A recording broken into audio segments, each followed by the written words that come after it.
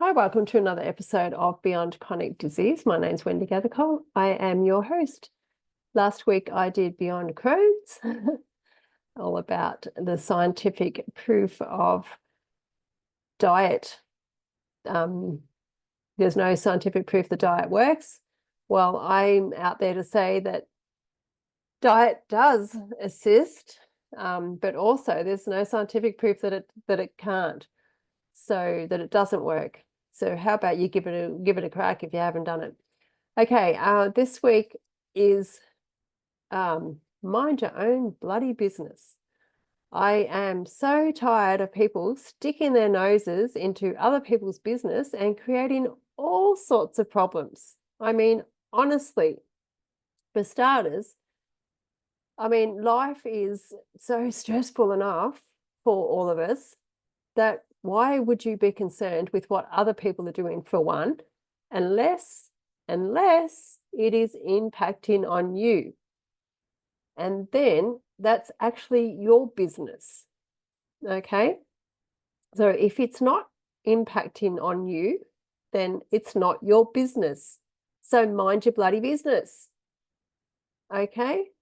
And then also, minding your own business will foster healthier relationships, because you could imagine how, and this has happened so many times before, and maybe you're even being privy to it.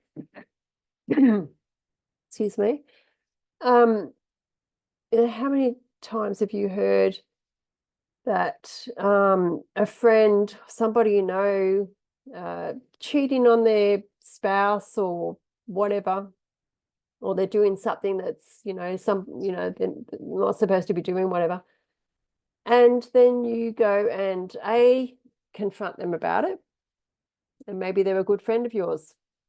You confront them about it and they don't like that. So then that's the end of that friendship. Or the classic, you go and tell the boyfriend, girlfriend, whatever, spouse, that they are being cheated on. And then you end up with no friends, because, typically it's all about minding your own business, because, they may have a mutual agreement with each other that they can go and do whatever the hell they want. And just because it's not aligned with your ethics and your, lifestyle and whatever else, it's got nothing to do with you, as long as it's not happening to you and you don't like it. Then it is your business if it's directly impacting on you. But if it's not, then mind your business. So recently we were at the airport. We had a situation where we just wanted to go a few minutes down the road, and the first taxi driver didn't want to take us, told us we had to catch a bus and all that. We got out of the car and said to the taxi attendant, the airport attendant that guides the taxis, that he didn't want to take us. So she, wasn't too impressed. And then the next taxi driver had already sort of said about taking these other people. And she said, no, you have to take these people, which was us. And we get it. We get that it wasn't a huge fare for him. But, he accepted us and we were very grateful. But in the meantime, the attendant had told him to move up in the queue. Now, there was 2 taxis behind him. Now, typically at an airport, if you've been to an airport or a taxi rank late at night or so forth, you'll have hundreds of them. But there was 2 behind him and there was no one else there. And we were right there and we would have got in and gone. She made this big fuss about him moving up. And he's like, well, he had already opened the back and we could see clearly that this was just a situation that was just ridiculous, because there wasn't any impact. It wasn't impacting on anybody really. And yet a customer standing in line, and a young female at that, well, I identify her as a female, proceeded to tell this taxi driver that he was being a dickhead because he wasn't doing what he was asked to do. Then, of course, he started to, I don't know, abuse her, which granted, she should have minded her bloody business. It had nothing to do with her whatsoever. It did not impact on her at all. It was us that were getting into this taxi. And then, what do you know? We talked to him when we got in the cab. We were very appreciative of him taking us, as you know, we knew that it wasn't a lot of money for him. And then he proceeded to tell us that he had been waiting downstairs, which was, you know, where they wait, the taxis, for 1.5 hours. And then he was going to get like a $20 fare. Now, you know, you can understand why, excuse me, you can understand why he didn't initially want to take us, because the next people in line, they were going considerably longer way away, and he would have had a larger fare. But he chose to take us, and like I said, we're very grateful. And he ended up getting a bit more money than that anyway. But and so this is just something where it could have escalated. I mean, it escalated way more than what it needed to anyway. But this is what's going on in society. Like, you know, you're not minding your own business, and this is where you're getting in trouble. So that young person in the queue who called him a dickhead had no right whatsoever to say that to him. No right whatsoever. So these are the type of people. So if you're in this, if you've done this before, and it's not anything related to you, and yet you've chosen to interfere in something, then I would call you the dickhead, because it's got nothing to do with you. So you can hear in my tone of voice, I am so passionate about people keeping out of other people's affairs. Look, it happens in families as well.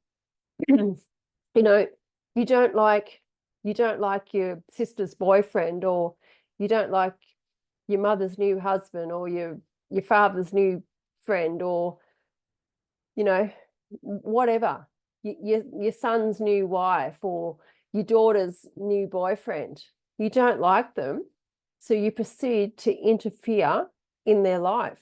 No, you don't have any right to do that, you know, unless it is impacting on you. So if your children, or look, just keep it simple. If your children are living with you and their partner is being an absolute bitch, you know, it doesn't matter whether male, female, whatever, if they're being very disrespectful to you in your home, well, that is impacting on you, then you need to speak to them about it. You don't speak to your child about it. You speak to them, because it's got nothing to do with your child either, because they're not the ones that are doing it. And this is what I see that is just pulling families apart, when you're interfering in others' lives and it's got nothing to do with you. Now, I've seen, you know, people not, oh, look, I've seen so much crap, and it's only because you're not minding your own bloody business, okay? Oh, so that was one thing that happened. And I don't know, there was a few other things, which is why this podcast came about. Because as you know, I've said it before, anything that comes my way that I feel that's a societal problem, I'm going to talk about it. And this is where I choose to talk about it on my podcast.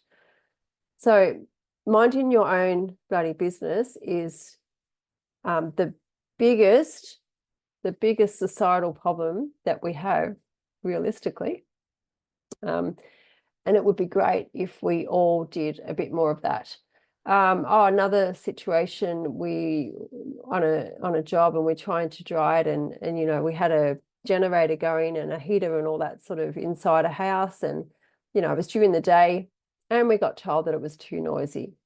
I mean, honestly, you know, if you're sitting at home during the day and you're complaining about somebody's job next door to you, then you've got serious problems. I'm sorry, but you have. You know, somebody's trying to do a job during the day, and you know, when are we supposed to work? We can't work before a certain time. We can't work after a certain time. We can't work weekends. We can't work public holidays. Like, you know, I'm talking tradesmen. You know, when are we supposed to work? And we can't even make noise during the day. I mean, come on, mind your own bloody business. So thought for the day is, if something is not impacting on you directly, then don't do anything about it. Okay? It's got nothing to do with you. Now, I have this that mantra in my own family. You know, my kids might, you know, they've said to me over time, you know, oh, I suppose you don't agree with what I'm doing here, Mum, or you know, I know that you don't like me doing this, and so forth. And I say to them, I don't care what you do, as long as it doesn't impact on me. That's your life, you know. So, and that's how you can reduce stress and anxiety and have healthier relationships in your life if you and self-improvement for you too, you know, growth. If you want to if you want to do something for yourself, you have to think about yourself. You have to look at what you're doing, not what the person next door's doing. It's just such a huge, like I've said twice before, a huge societal problem. And you know, the biggest thing that I don't condone, well, there's a couple of things that I don't condone, because this is not minding your own bloody business, in my opinion, is dash cams and location trackers on phones for your family.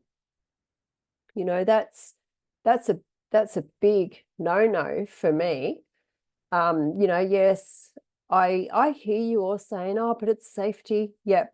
You say what you want to say, but I just, you know, that's all about mind your own bloody business, in my opinion. So I don't like it. And no, I'm not doing anything wrong. You know, that's another thing. Oh, if you're not doing, that's another thing that people say, well, if you're not doing anything wrong, it doesn't, you know, it shouldn't worry you. No, it's got nothing to do with that. It's like we have enough people watching over what we're doing. We don't need to be watching every move that we make. You know, I mean, in yourself, if somebody was asking you questions all the time and what your moves were and where you're going and why you're doing that, you just think about how that would impact on you. So mind your own bloody business and practice doing that, and it will change your life dramatically. And if you're like that young person in that taxi queue that night that had nothing to do with her, if you want to stay safe in this world, I suggest that you zip your mouth and mind your bloody business. Until next week, I'll see you then with another exciting episode of Beyond Chronic Disease. Bye.